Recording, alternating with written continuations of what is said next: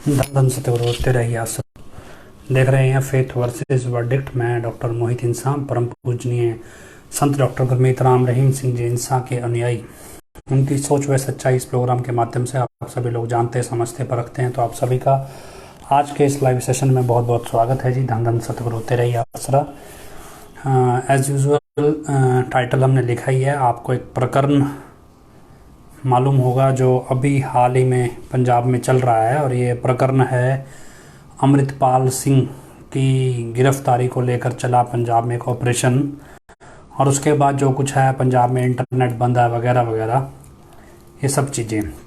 आप सोच रहे हो भी अमृतपाल की गिरफ्तारी का ये डेरा के अभियान से क्या कनेक्शन है। एक्चुअली कनेक्शन ऐसा नहीं है, लेकिन इसमें बहुत सारी चीज़ आपको समझनी है भी। हमें बहुत सारी चीज़ सीखने को मिलती है और बहुत सारी चीज़ समझ आती है अपनी। कहते हैं भी गलतियां तो दूसरों की गलतियों से भी सीखना चाहिए, अपनी गलतियों से तो सीखता है व्यक्ति। तो इस बहुत प्रकरण में बहुत सारी चीज़ें हम सीखेंगे और देखने को मिल रही है। फ्यूचर में भी आपको समझ में आएगी क्या क्या हो रहा है। हमने देखा भी एक व्यक्ति आया 6 महीने में, अचानक से उसने एक धर्म को लेके भी बड़ा बनाना चाहा, और उसके बाद एट द एंड जाके कल परसों जो ये 18 तारीख को ऑपरेशन हुआ पुलिस का, ये सब करना पड़ा और ये सब हुआ। फाइनली वो आदमी फरार है, और उसके बाद पीछे इंटरनेट बंद वगैरह वगैरह जो सब समस्याएं हैं ये सब चल रही हैं। ये हमें दुनियावी तौर पे दिखता है। अभी कईयों का मानना है भी इंटरनेट बंद हो गया, ये परेशानी हो गई, ये बंद हो गया, ये परेशानी हो गई, और जिस आदमी को पकड़ना था वो तो पकड़ा नहीं गया, बाकी सैकड़ों की तादाद में आदमी पकड़ लिए भी। अगर ऐसा कैसे हो गया, अभी इतने सारी पुलिस थे, एक आदमी बच के निकल गया। ये सारी चीज़ें चलो दुनियावी तौर पे कानून के एंगल में, राजनीति में सब चलती हैं, लेकिन क्या है, क्योंकि हमारा मसला आध्यात्मिक है, और क्योंकि अमृतपाल सिंह का एक जो पर्सपेक्टिव था वो आध्यात्मिक भी था, यह है कह सकते हैं। जो अमृत छकाना, गुरु ग्रंथ साहब को सर्वोपरि बताना, ये सब जो भी सिखिज़म के प्रचार में है। तो हम जो चीज़ सीखना चाह रहे हैं वो है आध्यात्मिक पहलू पे, और जो चीज़ समझना चाह रहे हैं दुनियावी पहलू बहुत अलग है, लेकिन हम उस पर भी बात करेंगे। इससे पहले हम एक चीज़ समझें भी। आप अपने आप से अपने आप को एनालाइज करो। हम अपने आप को अपने आप को टटोलते हैं कि सुबह जब आप उठें, और जब सुबह उठते हैं तो उठने के बाद आपको पता है भी कोई काम करना है आपने, तो वो काम क्यों करना है। मान लो हम कहें जी हमने उठ के काम पे जाना है, किसी को खेत में, किसी को दुकान पे, किसी को दफ्तर में, किसी को जैसे भी जो भी जिसका अपना पेशा है वो जाना है। अगर स्टूडेंट है तो वो स्कूल जाएगा, कॉलेज जाएगा, और या फिर छुट्टी है तो पढ़ेगा, नहीं पढ़ेगा, स्पोर्ट्समैन है तो खेलेगा। अलग अलग लोगों की अलग अलग सोच है। इसी तरह एक भक्त होता है, वो सुबह उठेगा, भक्ति करेगा, नहीं करेगा। कहने का मतलब जब सुबह उठो तो कोई ऊर्जा है जो आपको धक्का मारती है भी चलो आगे चलो। तो वो ऊर्जा कौन सी है, मतलब वो ड्राइविंग फोर्स जिसे हम अंग्रेजी भाषा में कहें, या मोटिवेशनल फोर्स। तो क्या है, इसको हम एक सिंपल से एग्जांपल से समझते हैं। कबीर साहब की एक स्टोरी सुनाया करते हैं, कबीर संत कबीर जी की, हजूर पिताजी, कि भी वो एक बुजुर्ग एक बंदे के पास गए भी नाम जप ले। वो बोला जी अभी तो मेरी शादी हो जाए फिर जपूंगा। वो शादी हो गई अब जप ले। बोला जी बच्चे हो गए, छोटे बच्चे पाल लूँ फिर जपूंगा। बच्चे बड़े हो गए, बोला जी इनकी शादी कर दूँ फिर जपूंगा। शादियाँ हो गई, बोला जी अब तो ये सो जाते हैं, घर की रखवाली करनी है, ये इनके बच्चे बड़े हो जाएं फिर करूँगा। वो करते करते वो मर जाता है। इसी को हम दूसरे एस्पेक्ट में देखते हैं कि मान लो कोई आपके सामने, किसी के सामने भगवान प्रकट हो जाए या यमराज प्रकट हो जाए कि भाई ज़िंदगी का टाइम ख़त्म हुआ, चलो जी बोरे बिस्तरा पैक करो, या जो भी क्या है, अभी आपका टाइम ख़त्म हो गया, अभी आप मरोगे, अब आप जीना चाहते हो। तो वो आपसे पूछे भी एक सिंगल कारण बताओ भी क्यों जीना चाहते हो, और अगर जच गया तो छोड़ देंगे। अब आप अपने मन में सोचिए भी अगर आपके साथ ऐसा हो तो आप अपने ज़िंदा रहने का कोई कारण क्या रखेंगे। मान लीजिए एक आम तौर पे एक माँ का स्वभाव है कि जी मेरा बच्चा छोटा है, बड़ा हो जाए उसके बाद बेशक मैं मर जाऊँ, कोई दिक्कत नहीं, छोटा है। चलो जी बच्चा बड़ा हो गया, यमराज फिर प्रकट हो गया, बोला जी बड़ा हो गया बस शादी कर दे फिर कोई दिक्कत नहीं, या पढ़ लिख जाए या अपने पैर पे खड़ा हो जाए फिर कोई दिक्कत नहीं। मान लो बच्चा अपने पैर पे खड़ा हो गया, उसके बाद वो बोले जी बस शादी कर दे फिर कोई दिक्कत नहीं। मतलब क्या है, अभी टाइम टू टाइम आपकी डिमांड बदल रही है, लेकिन उसने तो एक ही ऑप्शन देना है। तो इसका मतलब आपकी डिमांड कैसी होनी चाहिए कि भाई आपको ज़िंदा रहना पड़े, इसकी डिमांड क्या होगी? तो आपकी डिमांड होगी लार्जर देन लाइफ, मतलब एक ऐसी चीज़ जो आपको अपनी ज़िंदगी से ज़्यादा प्यारी है या ज़िंदगी से ज़्यादा इम्पॉर्टेंट है। आप वो जी ऐसा ही मेरे को तो ये इस काम को अंजाम देना, मान लो कोई धर्म कर्म वाला व्यक्ति है, वो जी मेरे को तो बस एक बड़ा सा अस्पताल बनाना है जिसमें गरीबों का इलाज फ्री हो। मतलब उसके लिए अब वो बोले ठीक है, ले मैं गरीबों का अस्पताल बना के दे दिया बड़ा तेरे नाम से, अब मर जा। तो क्या ठीक है जी, मार दो, बस अस्पताल बना दो। तो मतलब एक ऐसा मकसद जो लार्जर देन लाइफ, मतलब आपकी ज़िंदगी से ज़्यादा इम्पॉर्टेंट हो। और बहुत कम लोग होते हैं ऐसे जो इस तरह का मकसद ज़िंदगी में रखते हैं भी जो ज़िंदगी से ज़्यादा इम्पॉर्टेंट हो वो मकसद। और अमृतपाल सिंह कुछ ऐसा ही मकसद लेके आया भी, उसने कहा भी ज़िंदगी से ज़्यादा इम्पॉर्टेंट है ये मकसद मेरा। क्या मकसद है जी? खालसा राज, मतलब इसे खालिस्तान कहते हैं या खालसा का राज। बोले भी इतना इम्पोर्टेंट क्यों? क्योंकि ये मकसद उसका कहना है भी ये मकसद उसको उसके गुरु ने दिया। मतलब गुरु गोविंद सिंह ने कहा भी खालसा राज होगा, तो उस मकसद के लिए वो जीवित है। और अगर आज उसको कहा जाए भी ठीक है खालसा राज स्थापित कर देते हैं लेकिन तेरे को मरना पड़ेगा, तो वो 1 मिनट में कहेगा ठीक है जी मैं मर जाऊँगा, कर दो स्थापित। तो क्या है कि एक ऐसा मकसद जो लार्जर देन लाइफ हो जाता है, मतलब आपकी ज़िंदगी से ज़्यादा इम्पोर्टेंट हो जाता है। और जब ऐसा कोई व्यक्ति मैदान में उतरता है, कोई भी व्यक्ति समाज में उतरता है जिसका मकसद लार्जर देन लाइफ हो, उसका वो बहुत सारे लोगों के लिए मोटिवेशनल सोर्स बन जाता है, मतलब प्रेरणा का स्रोत। जैसे क्या है, जिसके पास मकसद नहीं है वो क्या करेगा? वो सुबह उठ के चिट्टे का इंजेक्शन लगाएगा, वो सुबह उठ के सिगरेटें फूकने लग जाएगा, वो सुबह उठ के या शाम को दारू पीने लग जाएगा। क्यों? उसके पास उसकी ज़िंदगी का मकसद नहीं है और वो अपने आप को शांत करने के लिए या डाइवर्ट करने के लिए नशे का सहारा लेता है। ऐसे में जब कोई ऐसा व्यक्ति सामने है जिसका मकसद उसकी ज़िंदगी से ज़्यादा इम्पॉर्टेंट हो और वो सामने वाले को ये एहसास कराए भी तेरा भी मकसद बड़ा होना चाहिए, तो फिर वो बंदा जो नशा कर रहा होता है वो नशा छोड़ के उस मकसद के लिए दौड़ने लगता है कि भैया ये मकसद बड़ा है, मेरे को मकसद मिल गया, अब मेरे को नशे की ज़रूरत नहीं है। और ये एक प्राइम फैक्टर होता है कि आपको नशे से दूर करने का। और अगर हम डेरे में भी देखें तो हजूर पिताजी क्या करते थे, मैं नशेड़ियों को सेवा में लगाते, सेवा करते, उसको नाम दे देते, वो नाम जपता, उसको शांति मिलती, उसका दिमाग शांत होता, फिर वो अपनी जिम्मेदारियां समझता, फिर उसको लगता भी मकसद मिल गया मुझे कि मुझे अच्छा बनना है और ये अच्छे नेक काम, ये सेवा के काम मुझे करने हैं। और ये जब मकसद उसे मिल गया, उसे वो नाम जपने लग गया, तो कुछ ईश्वर की रहमत है, कुछ उसकी अपनी इच्छा है, तो इस तरीके से वो नशा छोड़ जाता है। मतलब क्या है कि समाज में कोई भी व्यक्ति ऐसा आएगा जो आपको आपकी ज़िंदगी से ज़्यादा इम्पोर्टेंट मकसद दे देगा, तो आप अपनी बुरी आदतें या अपनी ऐसी आदतें जो आपको डिप्रेस में रखती हैं या आपको नॉर्मल लाइफ से अलग करती हैं, उन आदतों को आप छोड़ के आप उस मकसद के लिए दौड़ पड़ोगे। अब इसी चीज़ को आप दूसरे तरीके से देखो। 25 अगस्त 2017 में कुछ ऐसा ही हुआ। अब राजनीति क्या है? राजनीति में ऐसे लोगों की ज़रूरत है जो बड़े नेता को अपना मकसद मान लें, भैया इस नेता को मैंने प्रधानमंत्री बनाना है या राष्ट्रपति बनाना है या मुख्यमंत्री या कोई मंत्री बनाना है। तो हर नेता के पीछे एक चेन लगी होती है। लेकिन राजनीति में और आध्यात्मिक में यही फ़र्क है कि राजनीति में स्वार्थ जुड़ा है और राजनीति के लोग आध्यात्मिक चीज़ों के इसी स्वार्थ को टटोलते हैं। अब ऐसे में मान लो हम 25 अगस्त 2017 का कांड लेते हैं, समझते हैं भी उसमें संगत को लगा भी पिताजी जेल नहीं जाना चाहिए, बेशक हम मर जाएं। और इस एनर्जी का इस्तेमाल किया किसने? डेरा के प्रबंधकों ने। और तरीके से प्लान किया क्या? एक दंगा पंचकुला में। और क्योंकि वो मकसद जो था वो संगत के लिए लार्जर देन लाइफ था। यार जिस व्यक्ति ने हमें ज़िंदगी का मकसद दे दिया, जिस व्यक्ति ने हमारी ज़िंदगी सुधार दी, उस व्यक्ति को कुछ होना नहीं चाहिए, हम बेशक मर जाएं। अगर हमारे मरने से वो व्यक्ति बचता है तो वो हमारे लिए वो लार्जर देन लाइफ है।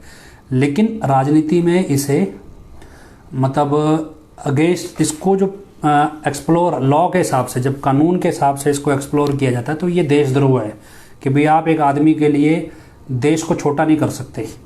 भी आध्यात्मिक दृष्टि में ये बड़ा है लेकिन दुनियावी दृष्टि में ये राजनीति या देश के हिसाब से ये छोटा है। ये मकसद गलत है।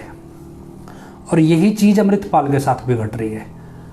अमृतपाल ने मान लो मकसद दे दिया और उसने क्या किया, एक लार्जर देन लाइफ मकसद दे दिया। कुछ लोगों ने नशा छोड़ भी दिया और कुछ गुरुद्वारों में डी एडिक्शन सेंटर की तरह नशा छोड़ने लगे। लेकिन उसके साथ साथ आपको ध्यान हो कि जब 25 अगस्त हुआ तो उस टाइम बोला जी कुर्बानी गैंग बनाया। ये कुर्बानी गैंग क्या, बलिदान देगा, मतलब क्या है, आपको फिदाइन हो गए एक तरह से। ये फिदाइन है, कुर्बानी का मतलब क्या, अपने आप का बलिदान देने वाले, तो मतलब फिदाइन हो गए। तो ये भाषा निकल के आई। हालांकि चलो कुर्बानी समिति बनाई भी थी, लेकिन उसका मसला अलग था।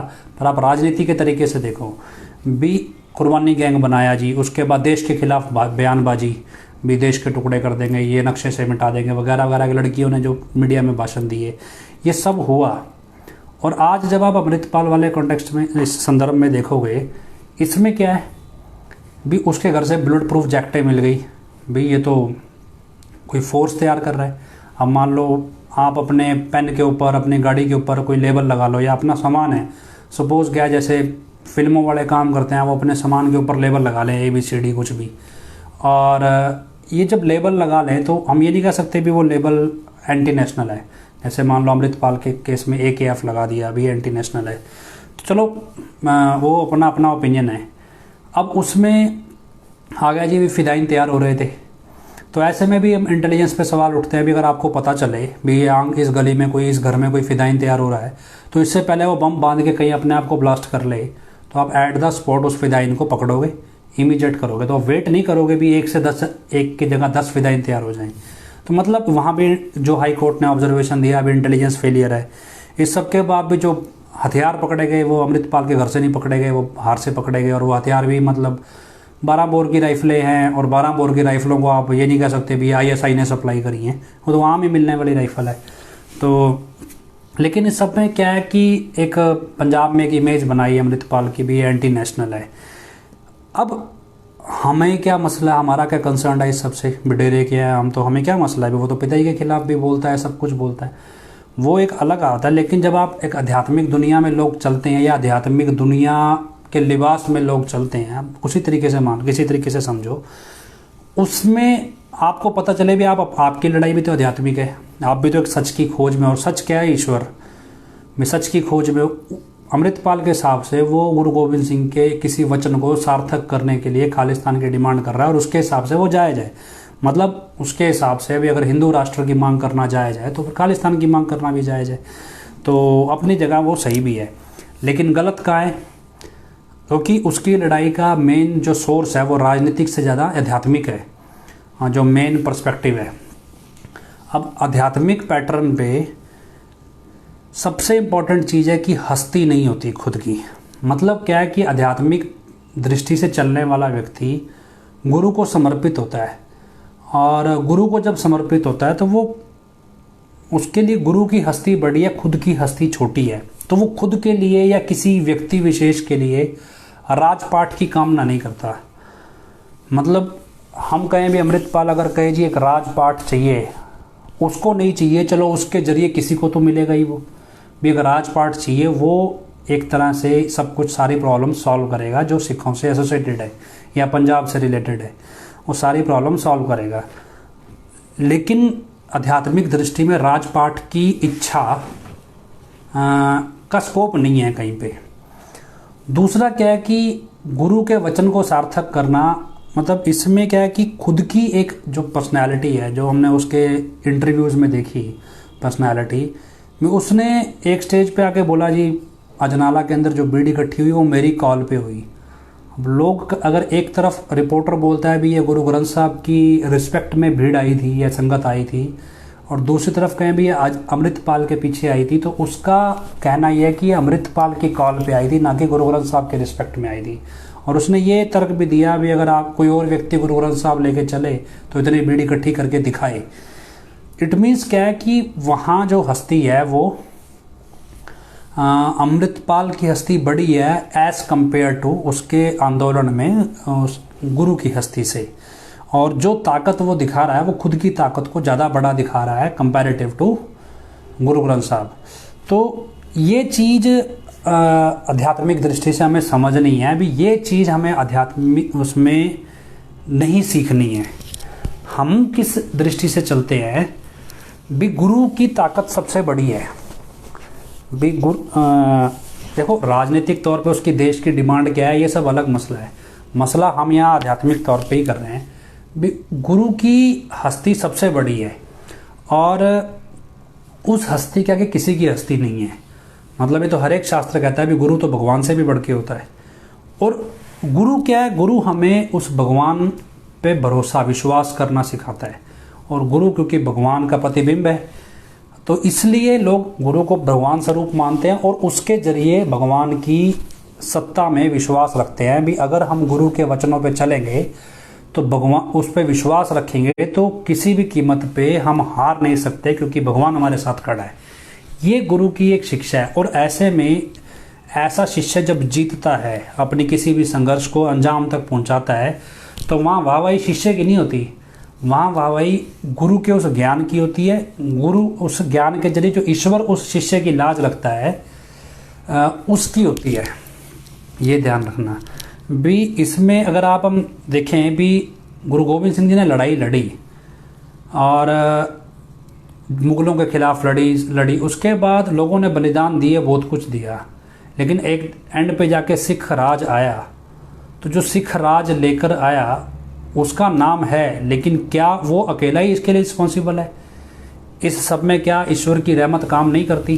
तो लेकिन हर एक सिख ये बात जानता है भी जो उन 2 छोटे बच्चों की शहीदी हुई साहिबजादों की, वो जो शहीदी है वो एक सबसे इम्पोर्टेंट टर्निंग पॉइंट है। और वो शहीदी एक नींव है सिख के सोर्स की, मतलब सिख की, तो या सिख एनर्जी की या सिख धर्म की, जो भी कह लो, वो एक इतनी सबसे मजबूत नींव है।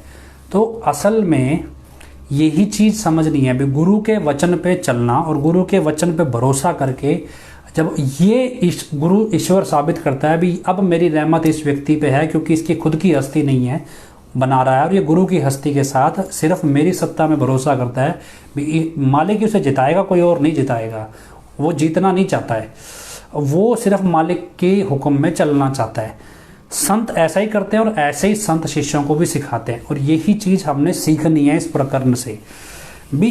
अमृतपाल के प्रकरण से हमें एक चीज़ तो समझ में आई भी, हमारी ज़िंदगी में एक मकसद होना चाहिए और ये मकसद इतना इम्पोर्टेंट होना चाहिए जो लार्जर देन लाइफ हो, मतलब आपकी ज़िंदगी से ज़्यादा इम्पोर्टेंट हो। पहली चीज़। अब उस मकसद को अचीव करने के लिए आपको रास्ता कौन सा चुनना है? वो रास्ता चुनना है वो जो गुरु ने वचन किए हो, गुरु की शिक्षाएं हो, और उस वचन पे विश्वास करना है। मान लो हम क्यों कह देते हैं भी गुरु ने तो वचन किए, भी काम करो भी सीढ़ी लेके ऊंट चढ़ाओ ऊपर, भी ऐसे किस्से सुनते हैं भी सीढ़ी लेके ऊंट चढ़ाओ। अब कहने को तो इससे कुछ नहीं होगा, लेकिन गुरु ने वचन किए हैं। अब सिर्फ गुरु के वचन पे विश्वास ले आए आप, इसके बाद जो करेगा वो तो मालिक करेगा भी, आपने तो बस मेरी सत्ता में विश्वास रखना है।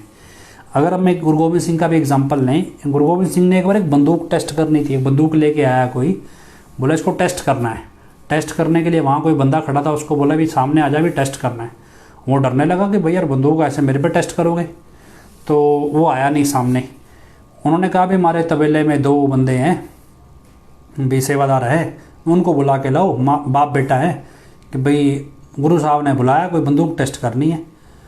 तो उन तक ये मैसेज पहुंचा, वो दोनों दौड़ते आए। बाप पहले दौड़े, बेटा उससे तेज़ दौड़े। और जब वो आ गए तो वो कहे जी मेरे पे टेस्ट करो, वो बोले जी मेरे पे टेस्ट करो। वो एक दूसरे पे मतलब वो जिद करे भी मेरे पे टेस्ट करो। अब जौन सा व्यक्ति खड़ा था जिसने मना कर दिया कि मेरे पे टेस्ट नहीं करना, वो क्या यार ये कैसे भगत हैं। और अल्टीमेटली फाइनली गुरुजी ने खड़े कर लिए सामने और हवा में फायर कर दिया, मतलब बंदूक चलाई लेकिन हवा में चला दी। अब जो वो साथ खड़ा व्यक्ति था वो बोला भी अगर ऐसे टेस्ट करनी थी फिर तो मेरे को ही खड़ा कर लेते जी। वो कहते भी अब तो हो गया काम, है तो परीक्षा लेनी थी। तो जब अब उसके बाद उस व्यक्ति को क्या बोल रहे हैं, जो बाकी पता नहीं, हो सकता है मैं गलत हूँ, पर कहते हैं भी उस व्यक्ति जिसको टेस्ट करने के लिए पहले बोला गया था उसको ये बात बोली भी अगर भी तू सामने खड़ जाता तो तेरे को हम ये चीज़ बख्श देते भी, कोई बड़ी ऑफर देती, चाहे दिल्ली का राज बख्श देते। ऐसा कुछ किस्सा भी है, शायद वो इसी में है या फिर वो किसी व्यक्ति को कहा था कि मेरे साथ हमारे साथ चलो तो हम ये राज बख्श देंगे। तो इस तरह का मतलब उन्होंने बड़े वचन कर दिए कोई। अब बंदूक के सामने खड़े होने से उस अचीवमेंट का कोई लेना देना नहीं है, लेकिन मसला क्या था, सिर्फ और सिर्फ एक ही मसला था भी गुरु का वचन मानना और गुरु पे विश्वास करना और गुरु के लिए, गुरु के आदेश पे अपना बलिदान देने के लिए तैयार रहना। ये एक चीज टेस्ट हुई थी, मतलब एक परीक्षा का आता है मसला। गुरु कभी किसी का नुकसान थोड़ा ही करना चाहता है, लेकिन हालात ऐसे पैदा करता है भी जहाँ पे आपका विश्वास परखा जाए। और यही चीज़ हमने अब भी सीखनी है। अमृतपाल वाले पैटर्न में सिर्फ एक ही चीज़ गलत है, गलत ये है कि उसे अपने गुरु से ज़्यादा खुद की ताकत पे भरोसा है। वो अपने गुरु से ज़्यादा अपनी ताकत को रिप्रेजेंट करता है। और बाकी जो उसका मोटिव है, अगर वो मोटिव प्रैक्टिकली उसकी आत्मा के अनुसार सही है, वो उसके लिए सही हो सकता है, लेकिन देश के लिए सही नहीं है। उसके हिसाब से उसने अपना एक मोटिव बना लिया एक लाइफ का। लेकिन हम ये कह सकते हैं भी आध्यात्मिक तौर पे ये सही नहीं है। आध्यात्मिक तौर पे एक राजपाट की कामना करना एक भक्त द्वारा या एक शिष्य द्वारा, और या फिर एक किसी और के लिए कामना करना, या फिर हम अपने आप को, अपनी ताकत को गुरु की ताकत से बड़ा दिखाना, तो ये चीज़ आध्यात्मिक तौर पे नहीं मानी जाती। हाँ, कानूनी तौर पे ये सब चीज़ें होती हैं। अब मसला ये है कि इसका, चलिए तो हम आध्यात्मिक पहलू देख लिया है, तो दुनियावी पहलू पे भी डिस्कस कर लें कि आने वाले समय में क्या असर होने वाला है। तो क्या है कि सबसे अच्छी चीज़ होती है इतिहास। इतिहास आपको बहुत कुछ बताता है और उसमें नई नई चीज़ें ऐड होती हैं। क्या है कि हमने आपको थोड़े दिन पहले एक वीडियो शेयर की थी, और उस वीडियो में दिखाया था भी अकाली दल जो था वो पंजाब के अंदर सिखों का एक बड़ा चेहरा था, और कांग्रेस उस चेहरे को छोटा कर नहीं पा रही थी और इलेक्शन जीत नहीं पा रही थी। अकाली दल बार बार इलेक्शन तो जीत रहा था, लेकिन सरकार नहीं चला पा रहा था, क्योंकि लोग धर्म पे ज़्यादा फोकस थे और राजनीति के तौर पे कम फोकस थे। ऐसे में पब्लिक का रुझान जो था वो धर्म की तरफ ज़्यादा था। तो ऐसी सिचुएशन में कांग्रेस ने भिंडरांवाला जो था, जरनैल सिंह भिंडरांवाला, उनको कुछ लोग संत भी कहते हैं, तो उसको प्रोजेक्ट किया उनको। और एक स्टेज ऐसी आई जहां जरनैल सिंह भिंडरांवाला को डिटेन कर लिया गया पुलिस के द्वारा उसकी एक्टिविटीज़ को लेते हुए, और डिटेन करने के बाद वो दोबारा उसे छोड़ दिया गया उन्हें। जब वो छोड़ दिया गया उसके बाद वो सुपरस्टार बन गया। मतलब वो एक धर्म का इतना बड़ा चेहरा बन गया कि भाई अकाली दल उसके सामने बौना हो गया एक तरह से। और उसके बाद अकाली दल ने उसी चेहरे के साथ टाई अप कर लिया और उसी चेहरे के आसरे जंग भी लड़नी शुरू कर दी खालिस्तान की। और at the end Akali Dal तो सेफ निकल गया, लेकिन वो चेहरा अपने साथियों के साथ धीरे धीरे करके ख़त्म हो गया, मतलब एक तरह से। पर वो चेहरा एक सोच बन गया एक स्टेज पे आके, भी एक भिंडरांवाला एक सोच है। अब ठीक उसी पैटर्न पे आज की, मतलब इतिहास है भारत में, अब उसी पैटर्न पे समझो भी अकाली दल एक धर्म का चेहरा था। 2022 में पंजाब में इलेक्शन होता है और ये धर्म का चेहरा छोटा हो जाता है। लोग धर्म के चेहरे से ऊपर एक कामरेड पार्टी या नॉन रिलीजियस प्रोपेगेंडा के साथ या एजेंडा के साथ चलने वाली आम आदमी पार्टी को मैंडेट दे देते हैं, वोट बना के सरकार बना देते हैं।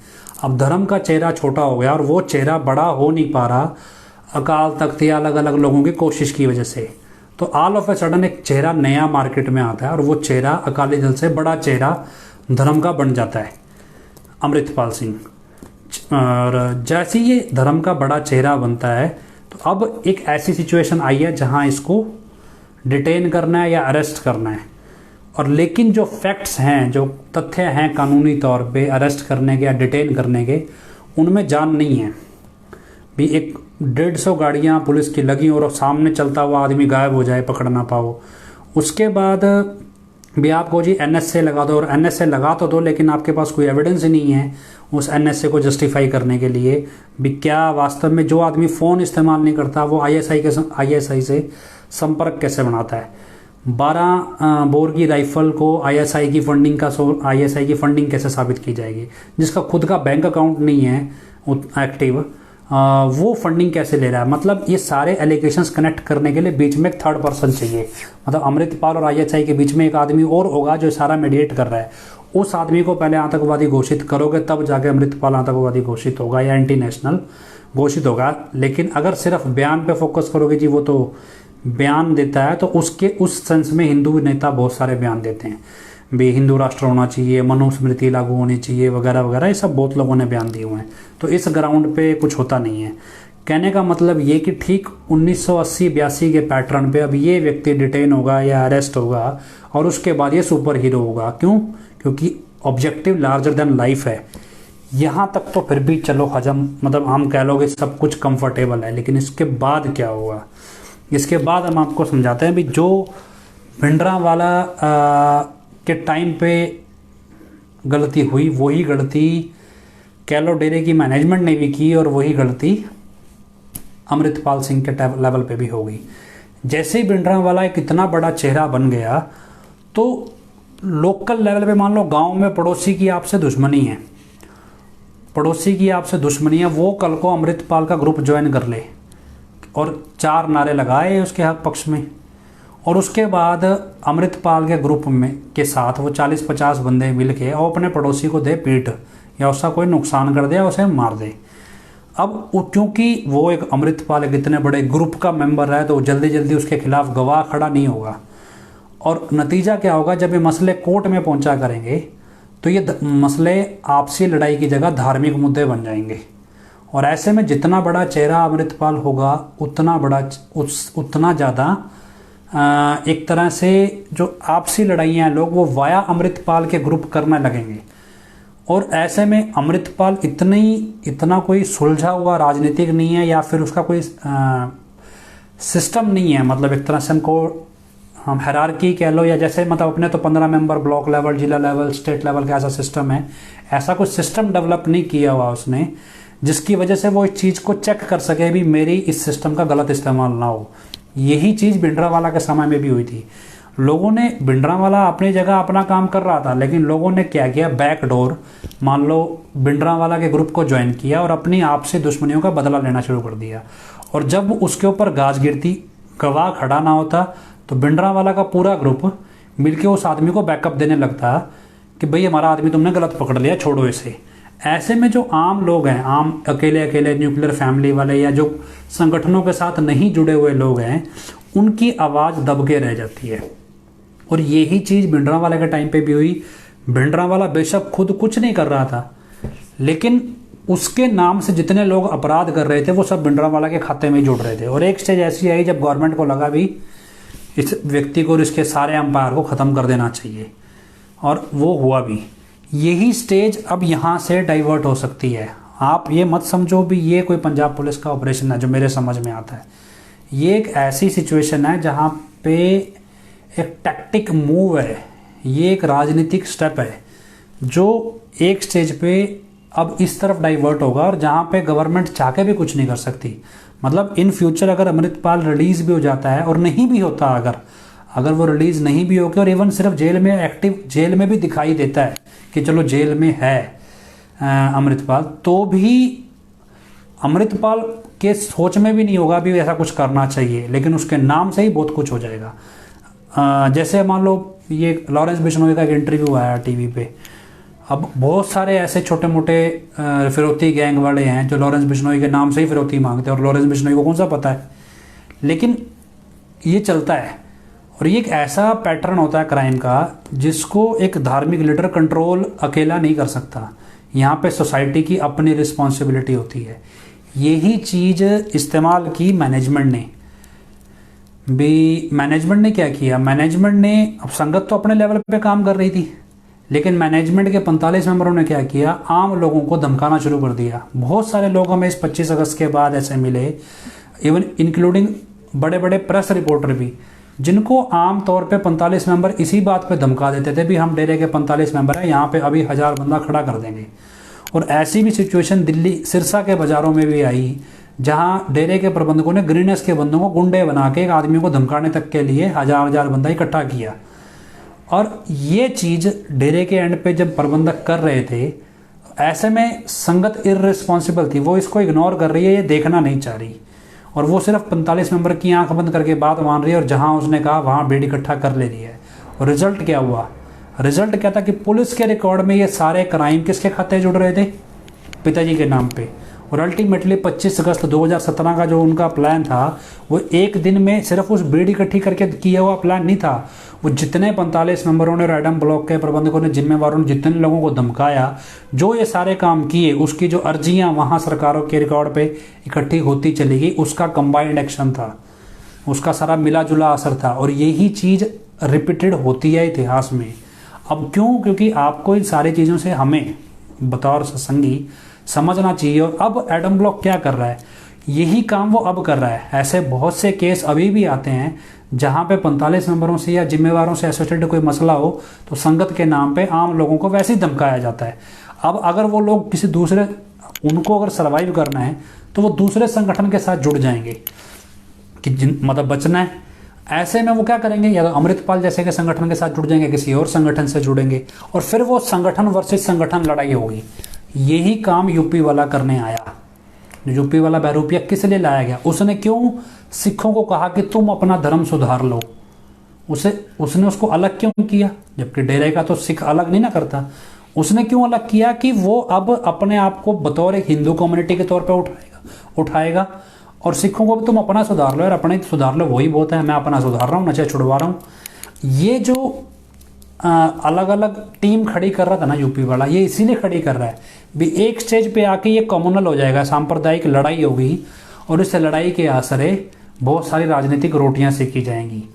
और अल्टीमेटली हिंदू इनसिक्योर करना दूसरे के दबाव में, मान लो कल को राइज ऑफ अमृतपाल कल को उठेगा तो उससे पर्सपेक्टिव क्या बनेगा, बेनिफिशियरी कौन है? मतलब इस सारे प्रकरण में, अमृतपाल के अरेस्ट में, भागने में, ये सब में जो प्रकरण अभी पंजाब में पिछले 2-3 दिन से चल रहा है 18 तारीख से, इस सारे प्रकरण में फायदा किसका है? इस सारे प्रकरण में एक ही पार्टी बेनिफिशियरी है, वो है भाजपा, क्योंकि वो हिंदू को इनसिक्योर दिखाएगी। और उसको पता है भी 24 के इलेक्शन में ना तो डेवलपमेंट मुद्दा रहेगा, डेवलपमेंट की नहीं, ना कोई तरक्की, ना कोई ग्रोथ, कुछ मुद्दा नहीं आएगा। मुद्दा यही रहेगा भी सभी ऑल वर्सेस हिंदू। और जब ऑल वर्सेस हिंदू हो जाएगा तो हिंदू मजबूरी में वोट भाजपा को देगा, और यही एक पॉलिटिकल स्ट्रेटजी है। और इस सब के बीच धर्म कहीं भी नहीं है, ये सब राजनीति है। धर्म कहाँ है? जब आप गुरु का वचन मान के ईश्वर की सत्ता पे यकीन करते हो भी हाँ भगवान हमारा साथ देगा, हमें सिर्फ सच्चाई में अपने गुरु के प्रेम के रास्ते पे चलना है, अपने गुरु का प्रेम हासिल करना है और अपने गुरु की सच्चाई बतानी है। लेकिन इस एजेंडा को एडम ब्लॉक दूसरे तरीके से प्रस्तुत करना चाहता है, और उसके लिए ही ये यूपी वाला बहरूपिया लाया गया है। अब ये क्योंकि अमृतपाल का प्रकरण हो गया तो अब आपको यूपी वाले का रोल बेटर समझ में आएगा कि कैसे यूपी वाला काम कर रहा है एक राजनीतिक एजेंडा के तहत।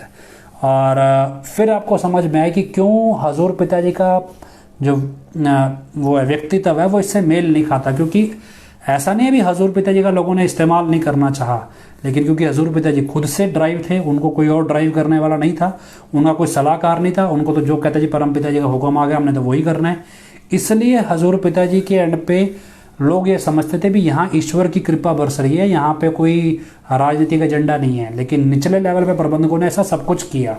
तो ये मुझे लगता है कि आपको अमृतपाल के प्रकरण से फ्यूचर में होने वाला सिस्टम भी समझ में आए, और डेरे के साथ जेरे में जो सब कुछ हुआ ये भी प्रकरण समझ में आए, और क्या मौजूदा स्थिति में एडम ब्लॉक यूपी वाले के जरिए करवाना चाह रहा है ये भी आपको समझ में आएगा। फिर भी कुछ ना समझ में आए तो हम फिर कभी डिस्कशन में ले लेंगे ये चीज़। बाकी पंजाबी भाषा में थोड़ा बहुत जो पंजाबी भाषा में ये चीज़ समझा सकते हैं बैन वीरपाल को, तो हम कोशिश करते हैं अभी उनको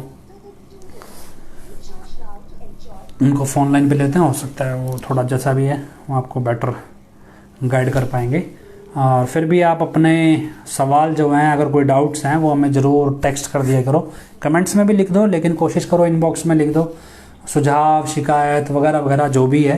तो ये कि जब चेक एंड बैलेंस रहेगा तो आपको हर चीज़ें आसानी से समझ में आएंगी। और एक वैसे भी हम एक चीज़ समझते हैं भी जब कोई कैंपेन या कोई रेवोल्यूशन या कोई आंदोलन जो भी चलता है उस सब में चेक एंड बैलेंस आंदोलन के मूवमेंट से बहुत ज़्यादा ज़रूरी होता है, जिससे कभी भी ये गलत दिशा में ना चलने लगे। और ऐसे बहुत सारे तरीके होते हैं, सोर्सेज होते हैं जो इनको गलत दिशा में खींचते हैं। तो खैर बैन वीरपाल कौर हमारे साथ फ़ोन लाइन पे हैं, तो हम उनसे आगे की चर्चा पंजाबी भाषा में समझते हैं। हाँ जी बहन जी। बहुत ही प्यारे सतगुरु जी दी प्यारी प्यारी साध संगत जी, धन धन सतगुरु तेरा ही आसरा।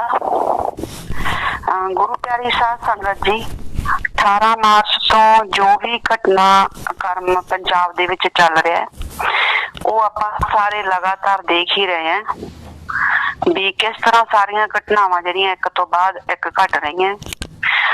अपनी टीम खास करके फेथ वर्सेस वर्डिक्ट दी टीम इस गल का ध्यान रखे कि असीं किसी भी किस्म की बहसबाजी दे विच नहीं पैना, क्योंकि ये सारे दा सारा राजनीतिक ड्रामा है।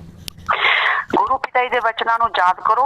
गुरु पिता जी भी हमेशा कहंदे हुंदे सी, सानू अफसर इक्को गल पुछदे है कि तुहाडे नाल जो राजनीतिक ड्रामा हो रहा उसका की हाल है जां ओह किवें है। तां गुरु पिता जी कहंदे सानू भी लगन लग जांदा भी सचमुच ये जो है साडे नाल हो रहा ये राजनीतिक ड्रामा ही हो रहा। गुरु प्यारी साध संगत जी, साडे नाल ये राजनीतिक ड्रामा 2007 तो नहीं 2002 तो असीं लगातार देख रहे हैं कि किस तरह 2002 दे विच राजनीतिक ड्रामा खेडिया गया। गुरु पिता जी दे खिलाफ जिहड़ी सीगी एक झूठी चिट्ठी जिहड़ी गुमनाम चिट्ठी भेजी गई। फिर उस तो बाद 2007 गुरु पिता जी दे खिलाफ एक राजनीतिक वड्डा ड्रामा पंजाब दे विच खेडिया गया, जिहदे नाल पूरे सिखां नूं सिख समाज नूं गुरु पिता जी दा दुश्मन बना दिता गया। उस तो बाद 2015 दे विच फिर एक राजनीतिक ड्रामा खेडिया जांदा है, जिहदे नाल फिर पूरी जिहड़ी साध संगत नाल भी जिहड़ी हैगी है सिख समाज नूं नफरत नाल भर दिता गया। उस तो बाद 2017 दे विच 25 अगस्त 2017 दे विच जो कुछ साडे नाल होया वो भी एक राजनीतिक ड्रामा सी। ते राजनीति दे विच हमेशा एक गल याद रखो, जो कुछ भी सानू दिखाई दे रहा जां मीडिया दे विच सुनाई दे रहा जां अखबारां दे विच लिखिया जा रहा वो कुछ भी नहीं हुंदा, असल दे विच नहीं हुंदा। ते जो होया हुंदा असल दे विच जो घटनावां घटियां हुंदियां वो साडे सामने नहीं हुंदियां। यही असल दे विच राजनीति है। ते इसे राजनीति नूं जिहड़ा बंदा समझ जांदा है ते वो कदे भी लीडरां दीयां चालां दे विच नहीं आउंदा और कदे भी लीडरां दी चालां दे विच आके वो किसे नूं भी कोई गलत बयानबाजी नहीं करदा। बाकी रही अपनी फेथ वर्सेस वर्डिक्ट दी टीम दी गल, असीं अपना सिर्फ ते सिर्फ गुरु पिता जी ते फोकस रखना है। असीं अपने गुरु पिता जी दे वचनां नूं याद रखना है। गुरु पिता जी दे वचन है, MSG 1 फिल्म दे विच भी गुरु पिता जी ने वचन कीते सी कि अगर मतलब जगाउणा ही चाहुंदे आ तां प्रेम दी मशाल जगाओ, जल्दी जन जन तक पहुंचाओ। तां प्रेम दी मशाल जगाउण दा साडे गुरु पिता जी दे वचन है। उस तो बाद भी गुरु पिता जी हमेशा कहंदे रहे भी 2017 दे विच 17 अगस्त 2017 गुरु पिता जी दी आखिरी जो सेवादारां नाल मीटिंग है ਉਹਦੇ ਵਿੱਚ भी गुरु पिता जी सानू हुक्म करके गए। आपां इस चीज नूं गुरु पिता जी दे वचन नहीं हुक्म समझो।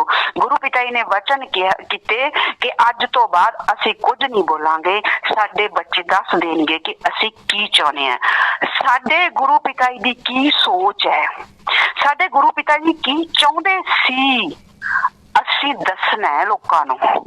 असीं लोकां दे बहकावे च आके जां किसी लीडरां दे बहकावे च आके जां होर लोकां दे कमेंटां दे नूं देख के असीं किसे नूं कोई गलत कमेंट नहीं करना, कोई नफरत नहीं फैलाउणी।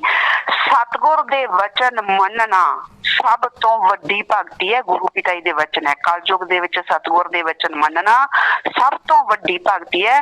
ते साडा इहो जे समय अपने गुरु पिता जी दे वचन मनना ते गुरु पिता जी दे उपदेशां नूं अगे फैलाउणा साडी बहुत वड्डी जिम्मेवारी बन जांदी है।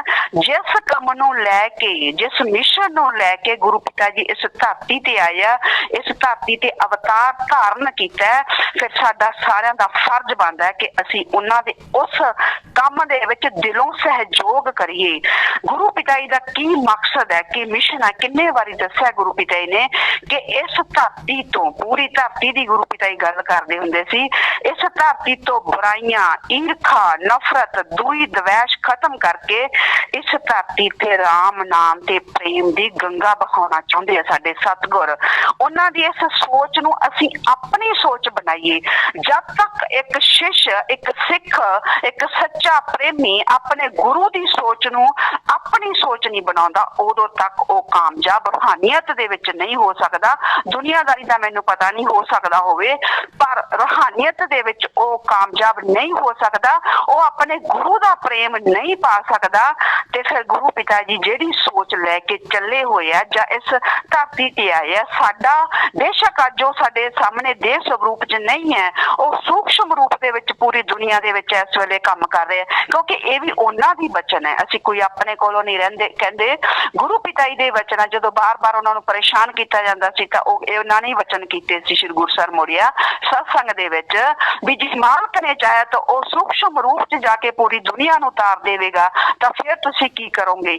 ਤਾਂ ਗੁਰੂ ਪਿਤਾ ਜੀ ਦੇ ਇਹ ਵਚਨ ਆ, ਤਾਂ ਇਸ ਟਾਈਮ ਜੇ ਸੂਖਸ਼ਮ ਰੂਪ ਦੇ ਵਿੱਚ ਪੂਰੀ ਦੁਨੀਆ ਦੇ ਵਿੱਚ ਦੁਨੀਆ ਦੇ ਭਲਾਈ ਦੇ ਲਈ ਕੰਮ ਕਰ ਰਹੇ ਆ, ਤਾਂ ਸਾਡਾ ਫਰਜ਼ ਬਣਦਾ ਹੈ ਕਿ ਅਸੀਂ ਆਪਣੇ ਗੁਰੂ ਪਿਤਾ ਜੀ ਦੇ ਵਚਨਾਂ ਨੂੰ ਸਮਝ ਕੇ ਉਹਨਾਂ ਦੀ ਸੋਚ ਨੂੰ ਅੱਗੇ ਲੈ ਕੇ ਜਾਈਏ। ਤੇ ਜਿਵੇਂ ਸਾਡੇ ਗੁਰੂ ਪਿਤਾ ਜੀ ਸਿਰਫ ਪ੍ਰੇਮ ਦੀ ਗੱਲ ਹੀ ਕਰਦੇ ਸੀ, ਤਾਂ ਅਸੀਂ ਉਹੀ ਗੱਲ ਆ ਜਿਹੜੀ ਕਰਨੀ ਹੈ। ਔਰ ਦੂਸਰਾ ਗੁਰੂ ਪਿਤਾ ਜੀ ਦਾ ਜੋ ਹੈ, ਉਹਨਾਂ ਨੇ ਕਿਹਾ ਵੀ ਅਸੀਂ ਆਪਣੇ ਦੇਸ਼ ਦੀ ਆਨ ਬਾਨ ਤੇ ਸ਼ਾਨ ਦੇ ਲਈ ਜੀਣਾ ਤੇ ਮਰਨਾ, ਇਹ ਸਾਡਾ ਮਕਸਦ ਹੋਣਾ ਚਾਹੀਦਾ ਹੈ। ਤੇ ਗੁਰੂ ਪਿਆਰੀ ਸਾਧ ਸੰਗਤ ਜੀ, MSG2 ਫਿਲਮ ਯਾਦ ਕਰੋ, ਮੈਨੂੰ 18 ਮਾਰਚ ਤੋਂ ਜਿਸ ਦਾ ਐਪੀਸੋਡ ਸ਼ੁਰੂ ਹੋਇਆ, ਪਤਾ ਨਹੀਂ ਕਿਉਂ MSG2 ਫਿਲਮ ਹੈ ਜਿਹੜੀ ਬਾਰ-ਬਾਰ ਅੱਖਾਂ ਦੇ ਵਿੱਚ ਘੁੰਮ ਰਹੀ ਹੈ, ਅੱਖਾਂ ਦੇ ਸਾਹਮਣੇ ਘੁੰਮ ਰਹੀ ਹੈ ਕਿ ਕਿਵੇਂ ਪੁਲਿਸ ਫੋਰਸ ਔਰ ਕਿਵੇਂ ਜਿਹੜੀ ਹੈਗੀ ਹੈ ਪੁਲਿਸ ਲੱਗੀ ਹੋਈ ਹੈ, ਫੋਰਸ ਲੱਗੀ ਹੈ, ਅਸਗਰ ਨਾਮ ਦਾ ਇੱਕ ਵਿਅਕਤੀ ਹੈ, ਤੇ ਪਰ ਗੁਰੂ ਪਿਤਾ ਜੀ ਉਸ ਨੂੰ ਬਚਾਉਣਾ ਚਾਹੁੰਦੇ ਆ। ਹਾਲਾਂਕਿ ਉਹ ਬੰਦਾ ਗੁਰੂ ਪਿਤਾ ਜੀ ਦਾ ਵਿਰੋਧੀ ਹੈ, ਪਰ ਫਿਰ ਵੀ ਮਤਲਬ ਸਤਿਗੁਰ ਉੱਥੇ ਉਹਨੂੰ ਬਚਾਉਣਾ ਚਾਹੁੰਦਾ ਹੈ।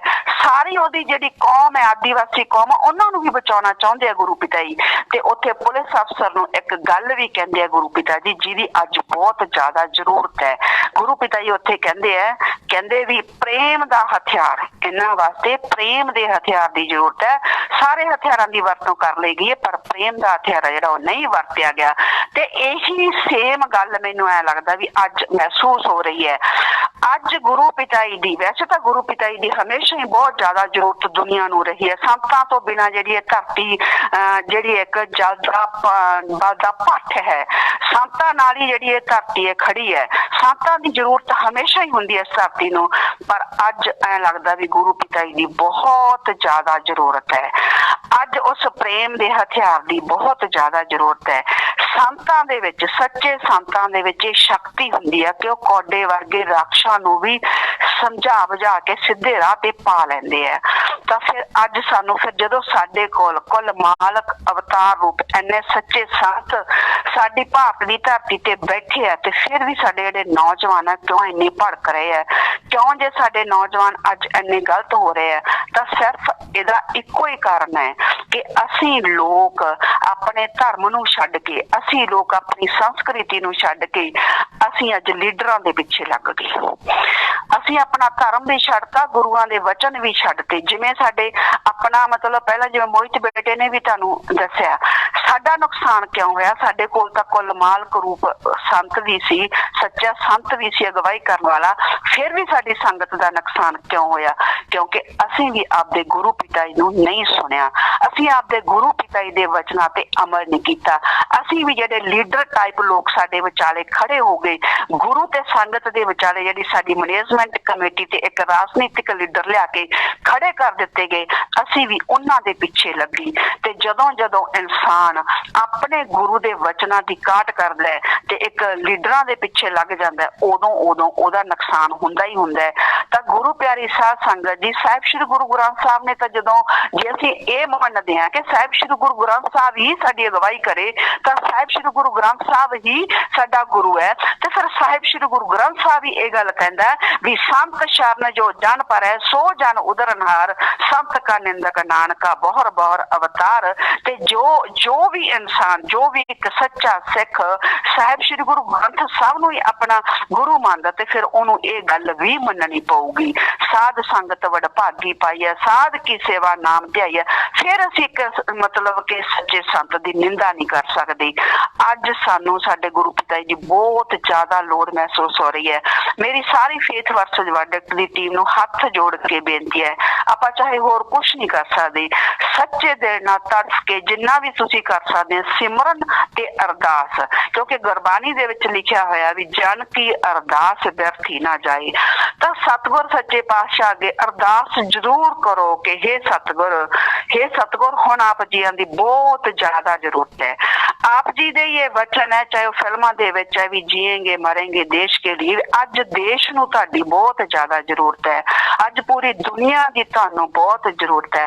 असीं आप जी दे अनजान बच्चे हैं, चलो साडे तो जिम्मेवारां दे मगर लग के कुछ गलतियां हो गईयां होणगीਆਂ, पर तुसीं सानूं अपने भोले भाले ते अनजान बच्चे समझ के माफ कर दिओ। अज पूरे देश नूं तुहाडी जरूरत है ते पूरा देश अज इहो जी स्थिति ते आके खड़ा हो गया कि सिर्फ एक सच्चा संत ही इस देश नूं बचा सकदा है, वरना जिस तरफ साडे लीडर साडे देश नूं लेके जा रहे हैं, साडे देश दा बचना नामुमकिन है। इहदी बर्बादी है जिहड़ी साडे देश दे लीडर खुद ही लिखी जा रहे हैं। गुरु पिता जी दे वचन याद कर लो, पिता जी ने कहा भी अंदर बाहर वालों को, चाहे वो फिल्म दे विच ही गया है, पहला समझाएंगे प्यार से मानवता हथियार से, अगर नहीं समझेंगे तो ठोकेंगे। वो दिन भी आऊगा जदों असीं ये शब्द गाउने हैं भी सोहना ये कह के तुर गया आवांगा जार कल नूं, क़यामत दा शोर करसी फड़ के तलवार कल नूं। तां अगर साडा सतगुर आके तलवार चकदा है, क्योंकि जदों जदों भी बुराई नूं खत्म नहीं हुई, बुराई राम नाम नाल जां प्रेम नाल बुराई खत्म नहीं हुई, तो उत्थे हर अवतार ने हथियार चुक्या है। ते जे कल नूं साडे गुरु पिता जी आके अवतार दे रूप विच हथियार चुकदे आ, तां फिर जे कल नूं कुछ लोग कहण भी ये गलत है, तां नहीं, वो धर्म दे अनुसार सही होऊगा। तां जिवें जिवें मालक दा हुक्म हुंदा है, गुरु पिता जी कहंदे भी जिवें जिवें उस मालक दा हुक्म हुंदा है वो काम उवें फकीर ने करना ही हुंदा है।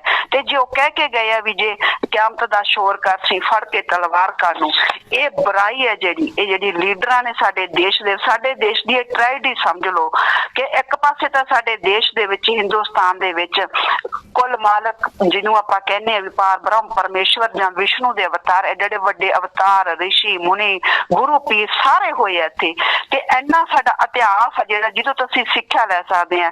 पर दूसरे पासे अज साडी जिहड़ी नौजवान पीढ़ी है जां जिहड़े अज दे लोग है, इन्ने ज्यादा लीडरां ने अपने मगर ला रखे है कि जिहड़ा साडा देश है एक बर्बादी दे कंढे ते लिया के इन्हां लीडरां ने खड़ा कर दिता सिर्फ कुर्सी दी खातर भी साडी कुर्सी है जिहड़ी बचे जां जिहड़ा साडा राष्ट्र है, असीं हिंदू राष्ट्र एक जिद कि असीं हिंदू राष्ट्र ही बनाउणा है, उस जिद नूं पूरा करन वास्ते जे लोकां दी बली चढ़दी है तां चढ़ी, जे सारे संतां नूं अंदर करना, जिहड़ा भी संत कोई सारे धर्मां नूं मजहबां नूं इकट्ठा करन दी कोशिश करदा, जिहड़ा भी कोई संत ये मैसेज दिंदा कि मानस की जात सब है एक पहचान वो, ते जां कोई उन्हां दी सिੱਖਿਆ ते ਚੱਲਣ वाले उन्हां सारिਆਂ नूं इन्ना दबा दिता जावे, उन्हां दी आवाज़ नूं दबा दिता जावे कि किसी दी हिम्मत ना पवे भी साडा हिंदू राष्ट्र बनने दे विच कोई अड़िक्का ना लगे। आपां खास करके जेड़े आपां डेरा सच्चा सौदा दी साध संगत है ना, आपां नूं अज किसी इन्हां गल्लां नूं हासी मजाक दे विच नहीं लेना चाहिदा। सानू मतलब कि चाहे कोई कुछ लोकां नूं ऐ लगदा है भी अमरतपाल गलत है, हो सकदा अमरतपाल गलत होवे, आपां नहीं कहंदे भी वो सही है जां वो गलत है, वो जो कर रहा सही कर रहा जां गलत कर रहा, अपने गुरु नाल प्रेम करना जां अपने गुरु की कोई इच्छा रखना सही है जां गलत है, वो ओदा मकसद है। असीं सिर्फ ते सिर्फ अपने गुरु नूं देखना है, साडे गुरु पिता जी दे साडे लई की वचन है, साडे गुरु पिता जी की सोच है, साडे गुरु पिता जी किवें सारे धर्म मजहब जात दा सानू सत्कार करना सिखा के गए है, साडे गुरु पिता जी ने किवें ये सानू दस्सिया होया कि सब नाल प्रेम करना है, जिन प्रेम कियो तिन ही प्रभ पायो।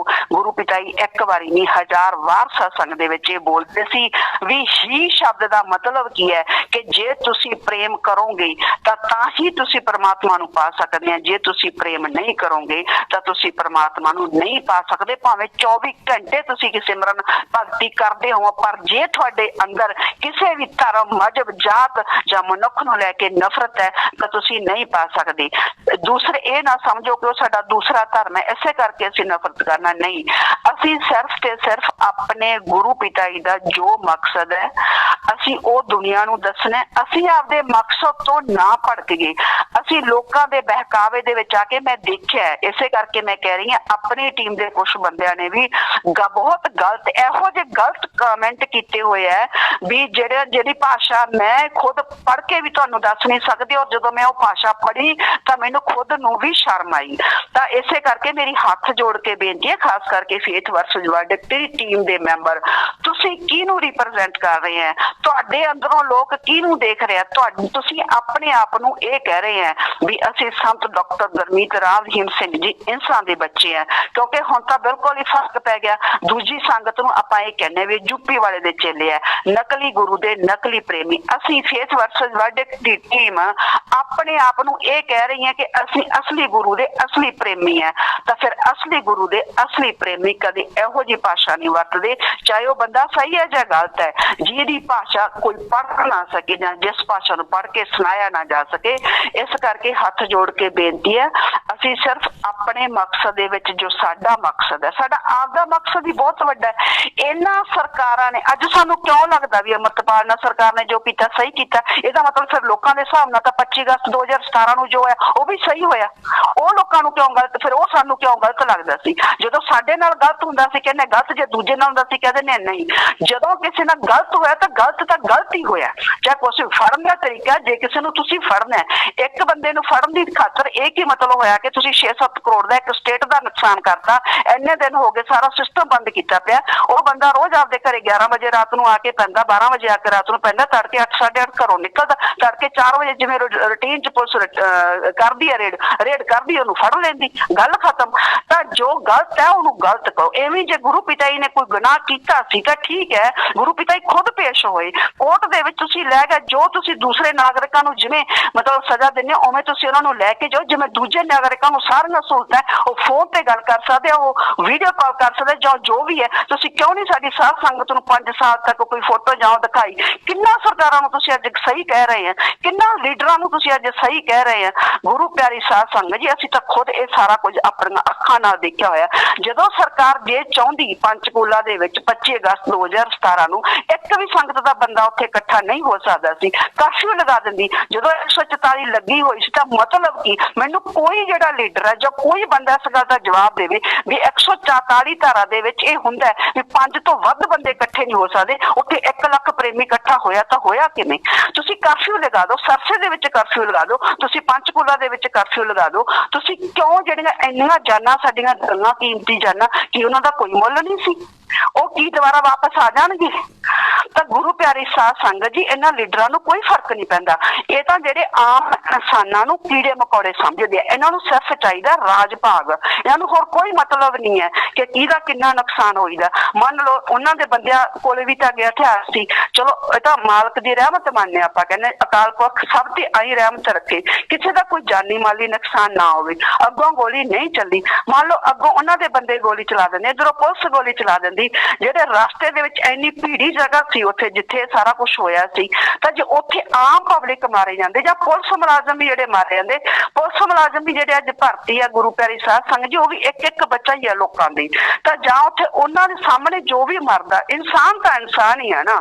ਅੱਜ ਕੱਲ ਆਪਾਂ ਦੇਖਦੇ ਹਾਂ ਕਿੰਨੇ ਕੁ ਬੱਚੇ, ਕਿਸੇ ਦੇ 1 ਕਿਸੇ ਦੇ 2, ਤੇ ਮਰਦੇ ਤਾਂ ਇਨਸਾਨ ਹੀ ਮਰਦੇ ਨਾ। ਤੇ ਕਿੰਨੀ ਵੱਡੀ ਗਲਤੀ ਤੇ ਕਿੰਨਾ ਵੱਡਾ ਫੇਲੀਅਰ ਸੀ ਸਰਕਾਰ ਦਾ ਇਹ ਕਿ ਤੁਸੀਂ ਇੱਕ ਬੰਦੇ ਨੂੰ ਫੜਨ ਵਾਸਤੇ ਕਿੰਨੀਆਂ ਕੁ ਜਾਨਾਂ ਲਾਓਗੇ। ਤੇ ਇਹੀ ਚੀਜ਼ ਸਾਡੇ ਨਾਲ 25 ਅਗਸਤ 2017 ਨੂੰ ਹੋਇਆ। ਅਸੀਂ ਤਾਂ ਉਸ ਮਾਲਕ ਦਾ ਸ਼ੁਕਰ ਕਰਦੇ ਹਾਂ ਵੀ ਜੋ ਸਾਡੇ ਨਾਲ ਹੋਇਆ 25 ਅਗਸਤ 2017 ਦੇ ਵਿੱਚ, ਉਹ ਕਿਸੇ ਨਾਲ ਵੀ ਨਾ ਹੋਵੇ, ਕਿਸੇ ਵੈਰੀ ਦੁਸ਼ਮਣ ਨਾਲ ਵੀ ਨਾ ਹੋਵੇ। ਜੋ ਸਾਡੀ ਸੰਗਤ ਨਾਲ ਉੱਥੇ ਇੰਨਾ ਲਾਠੀ ਚਾਰਜ ਕੀਤਾ ਗਿਆ, ਅੱਜ ਵੀ ਸੇਮ ਹੀ ਘਟਨਾ ਚੱਕਰ ਪੰਜਾਬ ਦੇ ਵਿੱਚ ਚੱਲ ਰਿਹਾ। ਥੋੜਾ ਜਿਹਾ ਵੀ ਕੋਈ ਅਮਰਤਪਾਲ ਦੇ ਹੱਕ ਦੇ ਵਿੱਚ ਬੋਲਦਾ ਜਾਂ ਥੋੜਾ ਵੀ ਕੋਈ ਅਮਰਤਪਾਲ ਦੀ ਗੱਲ ਕਰਦਾ ਤੇ ਪੁਲਿਸ ਉਸੇ ਤੇ ਛਾਪਾ ਮਾਰ ਕੇ ਉਸੇ ਨੂੰ ਆ ਕੇ ਪਕੜ ਲੈਂਦੀ ਹੈ। ਤੇ ਸੇਮ ਹੀ ਸਾਡੇ ਨਾਲ 25 ਅਗਸਤ 2017 ਨੂੰ ਹੋ ਰਿਹਾ ਸੀ। 2007 ਦੇ ਵਿੱਚ ਵੀ ਸੇਮ ਸਾਡੇ ਬਠਿੰਡੇ ਤਾਂ ਇਸੇ ਤਰ੍ਹਾਂ ਹੋਇਆ ਸੀ। ਤਾਂ ਗੁਰੂ ਪਿਆਰੀ ਸਾਧ ਸੰਗਤ ਜੀ, ਜਦੋਂ ਇਹੋ ਜਿਹਾ ਕੋਈ ਘਟਨਾ ਚੱਕਰ ਚੱਲਦਾ ਤਾਂ ਉਦੋਂ ਸਾਡਾ ਫਰਜ਼ ਬਣ ਜਾਂਦਾ ਹੈ ਕਿ ਅਸੀਂ ਕੋਈ ਵੀ ਇਹੋ ਜਿਹੀ ਗੱਲ ਨਾ ਕਰੀਏ ਜਿਹਦੇ ਨਾਲ ਨਫ਼ਰਤ ਫੈਲਦੀ ਹੋਵੇ। ਅਸੀਂ ਹਮੇਸ਼ਾ ਹੀ ਸਾਡਾ ਤਾਂ ਖਾਸ ਕਰਕੇ ਮੈਂ ਬਾਰ-ਬਾਰ ਇੱਕ ਗੱਲ ਕਹਿੰਦੀ ਆ ਕਿ ਗੁਰੂ ਪਿਤਾ ਜੀ ਦੀ ਸੋਚ ਨੂੰ ਅਸੀਂ ਕਦੇ ਨਹੀਂ ਭੁੱਲਣਾ, ਗੁਰੂ ਪਿਤਾ ਜੀ ਦੇ ਵਚਨਾਂ ਨੂੰ ਅਸੀਂ ਕਦੇ ਨਹੀਂ ਭੁੱਲਣਾ। ਹਮੇਸ਼ਾ ਹਮੇਸ਼ਾ ਅਸੀਂ ਆਪਣੇ ਸਤਿਗੁਰ ਦੇ ਵਚਨਾਂ ਨੂੰ ਯਾਦ ਰੱਖਣਾ, ਹਮੇਸ਼ਾ ਅਸੀਂ ਆਪਣੇ ਸਤਿਗੁਰ ਦੀ ਸੋਚ ਤੇ ਪਹਿਰਾ ਦੇਣਾ।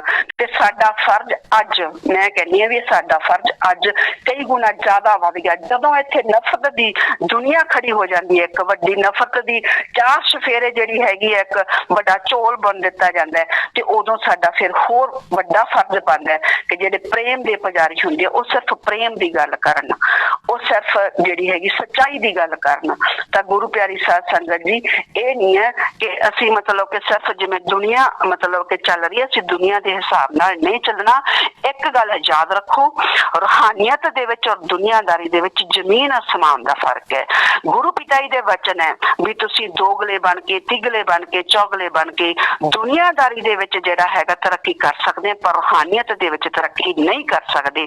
ਰੂਹਾਨੀਅਤ ਦੇ ਵਿੱਚ ਤਰੱਕੀ ਤੁਸੀਂ ਤਾਂ ਹੀ ਕਰੋਗੇ ਜੇ ਅੰਦਰੋਂ ਬਾਹਰੋਂ ਇੱਕ ਹੈ, ਜੇ ਤੁਹਾਡਾ ਅੰਦਰ ਵੀ ਸਾਫ਼ ਹੈ ਤੇ ਬਾਹਰ ਵੀ ਸਿੱਖ। ਜੇ ਤੁਸੀਂ ਬਾਹਰੋਂ ਕਿਸੇ ਨੂੰ ਪ੍ਰੇਮ ਦਿਖਾਉਣੇ ਤਾਂ ਸੱਚ ਦੇ ਵਿੱਚ ਪ੍ਰੇਮ ਹੋਵੇ, ਕਿਉਂਕਿ ਸਤਿਗੁਰ ਤੁਹਾਡੇ ਅੰਦਰ ਬੈਠਾ। ਧੋਖਾ ਕਿਹਦੇ ਨਾਲ ਕਰੋਗੇ? ਵੀ ਤਾਂ ਕਹਿੰਦੇ ਹੁੰਦੇ ਆ ਨਾ, ਵਚਨ ਹੈ, ਕੁੰਡਾ ਜਲਾ ਕੇ ਵੀ ਜਿਹੜੇ ਗੁਨਾਹ ਕਰੋਗੇ ਨਾ ਉਹ ਵੀ ਉੱਪਰ ਤੁਹਾਨੂੰ ਦਿਖਾ ਦਿੱਤੇ ਜਾਣਗੇ। ਚਿੱਤਰਗੁਪਤ ਤੁਹਾਡੀ ਵੀਡੀਓ ਬਣਾ ਰਿਹਾ। ਇਸੇ ਕਰਕੇ ਅਸੀਂ ਮਤਲਬ ਕਿ ਜੇ ਅਸੀਂ ਇਹ ਸੋਚ ਗਏ ਵੀ ਬਾਹਰੋਂ ਤਾਂ ਅਸੀਂ ਹਾਂ ਚਲ ਭਾਈ ਕਹਿ ਤਾਂ ਪ੍ਰੇਮ ਕਰਾਂਗੇ, ਅੰਦਰੋਂ ਸਾਡੇ ਅੰਦਰ ਨਫ਼ਰਤ ਹੈ, ਤਾਂ ਨਹੀਂ, ਅਸੀਂ ਰੂਹਾਨੀਅਤ ਦੇ ਵਿੱਚ ਫੇਲ ਹੋ ਜਾਾਂਗੇ। ਗੁਰੂ ਜਿਹੜਾ ਹੁੰਦਾ ਸਮੇਂ-ਸਮੇਂ ਤੇ ਬਹੁਤ ਤਰ੍ਹਾਂ ਦੀ ਪ੍ਰੀਖਿਆ ਲੈਂਦਾ ਤੇ ਗੁਰੂ ਦਾ ਪਤਾ ਕੋਈ ਨਹੀਂ। ਆਉਣ ਵਾਲੇ ਸਮੇਂ ਦੇ ਵਿੱਚ ਤੁਹਾਨੂੰ ਯਾਦ ਹੋ ਪਰਮਪਿਤਾ ਜੀ ਨੇ ਬਹੁਤ ਜ਼ਿਆਦਾ ਸਿੱਖਾਂ ਨੂੰ ਲੈ ਕੇ ਵਚਨ ਕੀਤੇ ਹੋਏ ਆ, ਸਿੱਖ ਸਮਾਜ ਨੂੰ ਲੈ ਕੇ। ਔਰ ਗੁਰੂ ਪਿਤਾ ਜੀ ਦੇ ਵੀ ਵਚਨ ਹੈ, ਗੁਰੂ ਪਿਤਾ ਜੀ ਦੇ ਵਚਨ ਹੈ ਵੀ ਜੋ ਵੀ ਸਤਨਾਮ ਦਾ ਜਾਪ ਕਰ ਰਹੇ ਅਸੀਂ ਸਾਰਿਆਂ ਨੂੰ ਨਾਮ ਸ਼ਬਦ ਦੇਵਾਂਗੇ। ਤੇ ਪਰਮਪਿਤਾ ਜੀ ਦੇ ਵਚਨ ਹੈ ਵੀ ਅਸੀਂ ਜਿਹੜੇ ਹੈਗੇ 2.5 ਸਤਸੰਗਾਂ ਦੇ ਵਿੱਚ ਪੂਰੇ ਪੰਜਾਬ ਨੂੰ ਨਾਮ ਸ਼ਬਦ ਦੇ ਦਾਂਗੇ। ਆਉਣ ਵਾਲੇ ਸਮੇਂ ਦੇ ਵਿੱਚ MSG 2 ਫਿਲਮ ਨੂੰ ਦੁਬਾਰਾ ਫਿਰ ਧਿਆਨ ਨਾਲ ਦੇਖਿਓ, ਹੋ ਸਕਦਾ ਤੁਹਾਨੂੰ ਵੀ ਬਹੁਤ ਕੁਝ ਗੱਲਾਂ ਸਮਝ ਲੱਗ ਜਾਣ।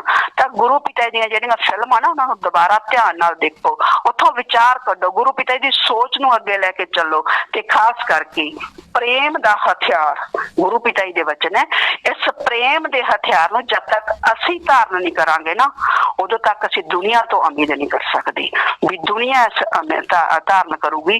ਤਾਂ ਇਸ ਪ੍ਰੇਮ ਦੇ ਹਥਿਆਰ ਨੂੰ ਅਸੀਂ ਨਹੀਂ ਛੱਡਣਾ ਜਦ ਤੱਕ ਸਾਡੇ ਗੁਰੂ ਪਿਤਾ ਜੀ ਸਾਨੂੰ ਅਗਲਾ ਕੋਈ ਏਜੰਡਾ ਨਹੀਂ ਦਿੰਦੇ ਜਾਂ ਸਾਨੂੰ ਕੋਈ ਅਗਲੇ ਵਚਨ ਨਹੀਂ ਕਰਕੇ ਜਾਂਦੇ, ਕਿਉਂਕਿ ਜੋ ਉਹਨਾਂ ਦੇ ਆਖਰੀ ਵਚਨ ਹੈ ਅਸੀਂ ਉਹਨਾਂ ਨੂੰ ਹਮੇਸ਼ਾ ਪੱਲੇ ਬੰਨਾਂਗੇ। ਬਾਕੀ ਜੋ ਕੋਈ ਬੁਰਾਈ ਹੈ, ਜਿੱਥੇ ਜਿੱਥੇ ਵੀ ਬੁਰਾਈ ਹੈ ਉਸ ਬੁਰਾਈ ਨੇ ਤਾਂ ਖਤਮ ਹੋਣਾ ਹੀ ਹੋਣਾ ਹੈ। ਕਲਯੁਗ ਜਦੋਂ ਖਤਮ ਹੋਊਗਾ, ਮੈਂ ਬਾਰ-ਬਾਰ ਕਈ ਵਾਰੀ ਬਹੁਤ ਵਾਰੀ ਇਹ ਵਚਨ ਦੱਸਿਆ, ਗੁਰੂ ਪਿਤਾ ਜੀ ਦੇ ਵਚਨ ਮੈਂ ਖੁਦ ਸੁਣੇ ਹੋਏ ਆ ਵੀ ਕਲਯੁਗ ਜਦੋਂ ਖਤਮ ਹੋਊਗਾ ਇਹ ਖਤਮ ਨਹੀਂ ਹੋਊਗਾ, ਇਹ ਲੋਕਾਂ ਨੂੰ ਦੋ ਪੁੜਾਂ ਦੇ ਵਿੱਚ ਪੀਸ ਕੇ ਆਟਾ ਕਰ ਦੂਗਾ। ਇਹ ਹੁਣ ਸਮਾਂ ਆਉਣ ਵਾਲਾ ਹੈ ਤੇ ਗੁਰੂ ਪਿਤਾ ਜੀ ਦੇ ਵਚਨ ਜੋ ਧੁਰੇ ਨਾਲ ਜੁੜੇ ਰਹਿਣਗੇ, ਜੋ ਧੁਰੇ ਨਾਲ ਕਿਸੇ ਵੀ ਰੂਪ ਦੇ ਵਿੱਚ ਭਗਵਾਨ ਦੀ ਭਗਤੀ ਕਰਨਗੇ, ਉਹੀ ਸਿਰਫ ਰੂਹਾਂ ਜਿਹੜੀਆਂ ਬਚਣਗੀਆਂ ਤੇ ਉਹੀ ਅੱਗੇ ਜਿਹੜੀਆਂ ਹੈਗੀਆਂ ਸਤਿਯੁਗ ਦੇ ਵਿੱਚ ਪ੍ਰਵੇਸ਼ ਹੋਣਗੀਆਂ। ਇਹ ਯੁੱਗ ਪਰਿਵਰਤਨ ਜਿਹੜਾ ਹੋ ਰਿਹਾ ਹੈ ਇਹਦੇ ਵਿੱਚ ਬਹੁਤ ਕੁਝ ਅਜੇ ਹੋਣਾ ਬਾਕੀ ਹੈ। ਅਸੀਂ ਆਪਦੀ ਸੋਚ, ਆਪਣੇ ਗੁਰੂ ਪਿਤਾ ਜੀ ਦੀ ਸੋਚ ਨਹੀਂ ਛੱਡਣੀ, ਕੁੱਟ ਕੇ ਪਕੜਨਾ ਸੀ ਆਪਣੇ ਗੁਰੂ ਪਿਤਾ ਜੀ ਦੀ ਸੋਚ ਨੂੰ, ਕਿਉਂਕਿ ਜਦੋਂ ਗੁਰੂ ਪਿਤਾ ਜੀ ਦੇ ਵਚਨ ਹੋ ਗਏ ਕਲਯੁਗ ਦੇ ਵਿੱਚ ਗੁਰੂ ਦੇ ਵਚਨ ਮੰਨਣਾ ਹੀ ਸਭ ਤੋਂ ਵੱਡੀ ਭਗਤੀ ਹੈ। ਜਦ ਤੱਕ ਅਸੀਂ ਇਸ ਵੱਡੀ ਭਗਤੀ ਨੂੰ ਆਪਣੇ ਕੋਲ ਨਹੀਂ ਰੱਖਾਂਗੇ ਉਦੋਂ ਤੱਕ ਅਸੀਂ ਕਾਮਯਾਬ ਰੂਹਾਨੀਅਤ 'ਚ ਨਹੀਂ ਹੋਵਾਂਗੇ। ਫਿਰ ਗੁਰੂ ਪਿਆਰੀ ਸਾਧ ਸੰਗਤ ਜੀ, ਰੂਹਾਨੀਅਤ ਦੇ ਵਿੱਚ ਕਿਉਂ ਕਿਹਾ ਗਿਆ ਵੀ ਜਿਹੜਾ ਇੰਨੀ ਤਲਕਣਬਾਜ਼ੀ ਹੈ, ਇਹੀ ਤਲਕਣਬਾਜ਼ੀ ਹੈ। ਕਈ ਵਾਰੀ ਮਨੁੱਖ ਨੂੰ ਪਤਾ ਹੀ ਨਹੀਂ ਲੱਗਦਾ, ਉਹ ਮਤਲਬ ਕਿ ਅਣਜਾਣਪੁਣੇ ਦੇ ਵਿੱਚ ਜਿਹੜਾ ਤਿਲਕ ਜਾਂਦਾ ਹੈ। ਤਾਂ ਜਿਹੜੀਆਂ ਇਹ ਤਿਲਕਣਬਾਜ਼ੀਆਂ ਆਉਣ ਵਾਲੇ ਸਮੇਂ ਦੇ ਵਿੱਚ ਹੋਰ ਵੀ ਜ਼ਿਆਦਾ ਤਿਲਕਣਬਾਜ਼ੀਆਂ ਹੋਰ ਵੀ ਜ਼ਿਆਦਾ ਵੱਡੀਆਂ ਹੋਣਗੀਆਂ, ਸਾਨੂੰ ਪਤਾ ਹੀ ਨਹੀਂ ਲੱਗਣਾ ਅਸੀਂ ਕਦੋਂ ਰੂਹਾਨੀਅਤ ਤੋਂ ਤਿਲਕ ਗਏ। ਇਸੇ ਕਰਕੇ ਰੂਹਾਨੀਅਤ ਦੇ ਵਿੱਚ ਸਾਡਾ ਜਿਹੜਾ ਮਕਸਦ ਹੈ ਸਿਰਫ ਤੇ ਸਿਰਫ ਰੂਹਾਨੀਅਤ ਹੈ। ਸਾਡਾ ਜਿਹੜਾ ਮਕਸਦ ਹੈ ਆਪਣੇ ਗੁਰੂ ਨੂੰ ਖੁਸ਼ ਕਰਨਾ। ਹਮੇਸ਼ਾ ਸਿਮਰਨ ਕਰਕੇ ਇੱਕ ਅਰਦਾਸ ਕਰਿਆ ਕਰੋ, ਹੇ ਸਤਿਗੁਰ ਇਹੋ ਜਿਹਾ ਕਰਮ ਕਦੇ ਅਸੀਂ ਸੋਚੀਏ ਵੀ ਨਾ ਜੋ ਤੈਨੂੰ ਮਨਜ਼ੂਰ ਨਹੀਂ, ਜੋ ਤੈਨੂੰ ਮਨਜ਼ੂਰ ਹੈ ਸਿਰਫ ਅਸੀਂ ਉਹੀ ਕਰਮ ਸਾਡੀ ਸੋਚ ਵਿੱਚ ਆਵੇ ਤੇ ਉਹੀ ਕਰਮ ਅਸੀਂ ਕਰੀਏ। ਤੇ ਗੁਰੂ ਪਿਤਾ ਜੀ ਦੇ ਅੱਗੇ ਅਰਦਾਸ ਔਰ ਸਿਮਰਨ ਜ਼ਰੂਰ ਸਾਰੀ ਸਾਧ ਸੰਗਤ ਨੇ। ਸਮਾਂ ਆਉਣ ਵਾਲਾ ਬਹੁਤ ਭਿਆਨਕ ਆ ਰਿਹਾ ਹੈ। जो जिस हिसाब नाल हालात लग रहे हैं भी समा जिहड़ा बाकी गुरु पिता जी दे वचन है भी जे बुराई राम नाम नाल टल जे तां वधिया खत्म हो जे पर जे राम नाम नाल खत्म नहीं हुंदी हुण तां आपां देख ही लिया भी राम नाम तां बंद ही कर दिता गया तां फिर गुरु पिता जी दे दूजे वचन है भी जे रब नूं कृष्ण जी वाला अवतार रूप धारण करना पै गया तां फिर वो बहुत खतरनाक हुंदा है वो चंगा नहीं हुंदा फिर की होना की नहीं है मालक जाने पर असीं जिहड़ा आपदा फर्ज है वो हमेशा याद रखना है असीं अपने गुरु पिता जी दा जो मकसद है उन्हां नूं याद रखना है साडे सतगुर दी बहुत ज्यादा जरूरत है तड़फ के गुरु पिता जी अगे अरदास करया करो कि हे सतगुर हुण बहुत हो गया दुनिया नूं आप जी दी बहुत ज्यादा जरूरत है इन्हां जिहड़ियां साडीआं गंदियां सरकारां ना इन्हां नूं इह समझ नहीं आउंदी भी जिस देश दे विच इन्ने महान संत बैठे आ जो 6-6 करोड़ दी साध संगत नूं माला वांगू एक परो के रख सकदे आ असीं उन्हां संतां ते झूठे इल्जाम ला के क्यों असीं जिहड़ा हैगा जेल च भेजदे 25 अगस्त 2017 नूं ही जिहड़ी इंडिया ने दे जिहड़े लीडर सी ना भारत दे लीडरां ने आपदी बर्बादी लिख लई सी देश दी बर्बादी लिख लई सी क्योंकि एक सच्चा संत एक सच्चे संत ने तां सारे नौजवान बच्चे बुढ़े सब नूं इहो जिहा एक वारी उपदेश दे विच इहो जिहा मतलब कि उपदेश दिंदे आ कि सारे जिहड़ी उन्हां दी सिੱਖਿਆ ते अमल करन लग जांदे आ ते साडा देश है जिहड़ा साडा देश स्वर्ग बन सकदा सचखंड बन सकदा गुरु पिता जी दा वचन है जिहड़ा वचन भी है और सपना भी है कि भारत नूं गुरु देश बनाउणा तां उन्हां दा सपना सी कि भारत नूं गुरु देश बनाउणा पर जिहड़े साडे लीडर है ओह इहनूं गुरु देश नहीं बन देना चाहुंदे पर जो मकसद लैके सतगुर आए आ ओह मकसद अपना पूरा करनगे ਉਹ ਤਾਂ ਫਿਰ ਉਹਨਾਂ ਦੀ ਮौज ਹੈ ਉਹਨਾਂ ਨੇ ਕਿਵੇਂ ਪੂਰਾ ਕਰਨਾ ਇਹ ਫਿਰ ਇਹ ਲੀਡਰ ਆ ਜਿਹੜੇ ਇਹ ਕੋਈ ਖੁਦਾ ਤਾਂ ਹੈ ਨਹੀਂ ਜੋ ਖੁਦਾ ਤੇ ਅੱਤ ਦਾ ਕਹਿੰਦੇ ਹੁੰਦਾ ਵੈਰ ਹੁੰਦਾ ਹਮੇਸ਼ਾ ਜਦੋਂ ਅੱਤ ਹੋ ਰਹੀ ਹੈ ਤਾਂ ਫਿਰ ਜਿਹੜਾ ਹੈਗਾ ਇਹਦਾ ਜਿਹੜਾ ਖਾਤਮਾ ਵੀ ਹੋਣਾ ਲਾਜ਼ਮੀ ਹੈ ਤੇ ਗੁਰੂ ਪਿਤਾ ਜੀ ਦੇ ਦੂਸਰੇ ਵੀ ਵਚਨ ਹੈ ਵੀ ਜਦੋਂ ਜਿਹੜਾ ਪਾਪ ਦਾ ਘੜਾ ਭਰੂਗਾ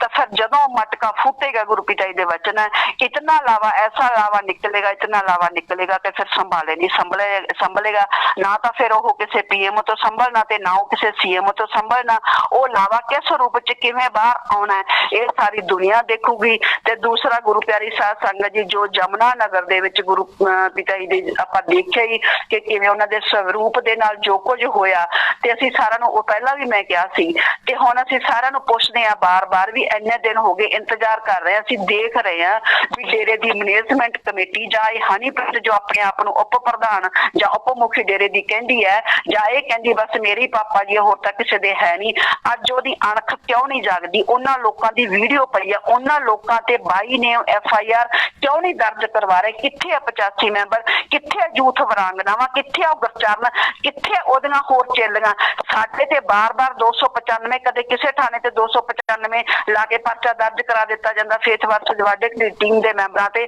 कदे किते ला के करवा दिता जांदा है कदे इस थाने चो फोन आ गया कदे उस चो आ गया कदे इस कोर्ट च पेश हो जाओ तां गुरु प्यारी साध संगत जी एक जिहड़े हैगे लोग है ये लोग इन्ने मतलब कि ज्यादा गिर चुके हैं कि इन्हां नूं असली गुरु पिता जी दी अंक तक कोई मतलब नहीं असली गुरु पिता जी दे मतलब स्वरूप दे नाल कोई उन्हां दे स्वरूप बना के उन्हां दे पुतले बना के गला च हार पा के उत्ते छित्तर मारी जावे इन्हां दी कोई अणख नहीं जागदी इन्नी इन्हां दी जमीर मर चुकी है फिर तुसीं सिद्धा डिक्लेयर करो ना भी असले गुरु है जिहड़े संत डॉक्टर गुरमीत राम रहीम सिंह जी तुहाडा नाल कोई वास्ता नहीं ते यूपी वाला आदित्य रोड़ा ही तुहाडा गुरु है डिक्लेयर कर दो फिर उस तो बाद फेथ वर्सेस वाडिक दी टीम देख लो कि किसी दी हिम्मत पैंदी है भी गुरु दे इस तरह पुतले बनाउण दी कि नहीं तुसीं अपने आप नूं डिक्लेयर तां पासे तो करो चेहरा तुसीं तुहानूं साडे गुरु दा चाहीदा नाम तुहानूं साडे गुरु दा चाहीदा सारा डेरा ते सारी प्रॉपर्टी सारी संगत तुहानूं साडे गुरु दी चाहीदी है ते जदों साडे गुरु दी कोई इज्जत दा सवाल आउंदा उत्थे तुहाडी अणख जिहड़ी मर जांदी है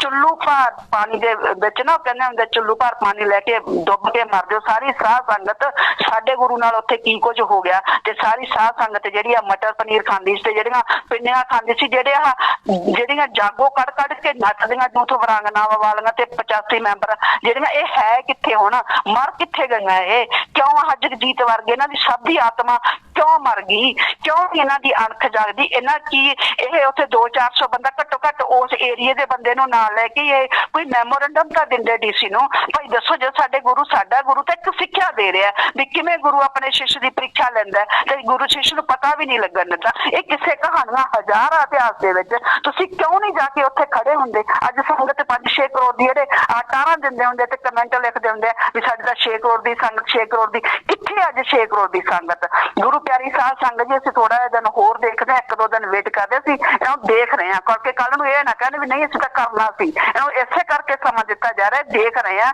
भी आ मैनेजमेंट ते अपने आप नूं जिहड़ी वड्डी डेरा मुखी कहाउंदी है हनीप्रीत, ये करदे की है ते नहीं। फिर उस तो बाद फेथ वर्सेस वाडिक दी टीम तैयार रहे। आपां उन्हां लोकां नूं बिल्कुल नहीं बख्शना, उन्हां कल्ले ते FIR दर्ज कराउणी कराउणी जिन्हां ने साडे गुरु पिता दा पुतला बनाया और पुतला बना के वो हार पाउंदे आ ते उन्हां दे उत्ते छित्तर मारदे आ। असीं आपदे जिहड़े असली गुरु दे असली प्रेमी है ना, जिंदा हजे मरे नहीं असीं दिखावांगे फिर किवें मतलब कि पुतले साड़े जांदे आ ते किवें। इन्हां कल्लियां ते ना FIR कराई ना तां तुसीं भी फिर याद रखना। गुरु प्यारी साध संगत जी, सिर्फ एक बारी देखना सी भी मैनेजमेंट ते जिहड़ी सारे अपने आप नूं सो कार्ड जिम्मेवार कहाउंदे ते 6 करोड़ संगत, असीं 6 करोड़ संगत नूं देख रहे सी। जिहड़े कमेंट कहंदे हुंदे ना भी फेथ वर्सेस वाइड एक्ट हुंदा 300 बंदा ही देखदा, ते फिर 300 बंदा ही तुहानूं दिखाऊगा आपदी अणख। तुहाडी 6 करोड़ दी अणख मर चुकी है ना, फिर 300 बंदे दी अणख देखियो तुसीं। जमुनानगर च दिखावांगे फिर किवें FIR दर्ज होंदियां उन्हां ते। तां गुरु प्यारी साध संगत जी, अपने गुरु प्रति अणख, अपने गुरु दी आन बान ते शान लई जीना ते अपने गुरु दी आन बान ते शान दे लई मरना, ये साडा जिहड़ा मकसद है। असीं फेथ वर्सेस वाडिक दी टीम लैके चली है, ये हमेशा याद रखना। अपने गुरु पिता निर्दोष साबित करना ते अपने गुरु पिता जिहड़े दर्श दीदार करना, यही साडा मिशन है। और यही मिशन है जिहड़ा साडा दिल ते लिखिया होना चाहिए ते दिन रात साडीआं अखां दे अगे यही घुमना चाहिए। ते गुरु पिता दी आन बान ते शान साडे लई यही जिंदगी है, ये तो बिना साडी कोई जिंद नहीं। जे साडी गुरु दी आन बान ते शान नूं अज इन्ना धक्का लग रहा तां इहदा मतलब साडी ये नलायकी है, साडा इन्ना नकम्मापन है कि अज लोकां दी दुक्की तिक्की दे बंदियां दी हिम्मत पै गई कि साडे गुरु दे पुतले बना के ते उत्थे वो एडा वड्डा काम कर रहे हैं। तां गुरु प्यारी साध संगत जी, ये साडी अणख नूं ललकारिया जा रहा है भी ये देखिया जा रहा है। मैनूं तां कदे कदे ऐ लगदा शायद गुरु पिता ही देख रहा है भी सच्चे सौदे दे साडे प्रेमी है, उन्हां दे विच अणख कोई बची भी है कि वो बिल्कुल मर चुकी है अणख। शायद ये साडी परीक्षा दी घड़ी है। इसे करके आपदा जिहड़ा मकसद है इहनूं भुल्लो ना भी सतगुर दी आन बान ते शान दे लई मरना ते सतगुर दी आन बान ते शान दे लई जीना। धन धन सतगुरु तेरा ही आसरा। धन धन सतगुरु तेरा ही आसरा। तो आखिरी में अरदास बोलते हैं और हजूर महाराज जी के चरणों में प्रार्थना करते हैं कि सच्चाई सामने आए, अमन शांति हो, भाईचारा हो, सब आपस में प्रेम से रहें और जितनी बुराइयां हैं, ठगी बेईमानी सब खत्म हो जाए। तो आपने हजूर महाराज जी के चरणों में नारा लगाना है जी, धन धन सतगुरु तेरा ही आसरा। आखिरी में अरदास बोलते हैं, धन धन सतगुरु तेरा ही आसरा। हे मालिक, तुझे इलाज है, अब बहुत हो गया, तू दया में रहमत कर, तेरे प्यार मोहब्बत की राह में हमें कोई दुख तकलीफ ना आए। तो ऐसी रहमत बख्श, वह सबको सुमति दे, किस तरह से देनी है यह तो सब जानता है, जिसको जैसे देनी है वैसी दे, वो तेरी मर्जी। धन धन सतगुरु तेरा ही।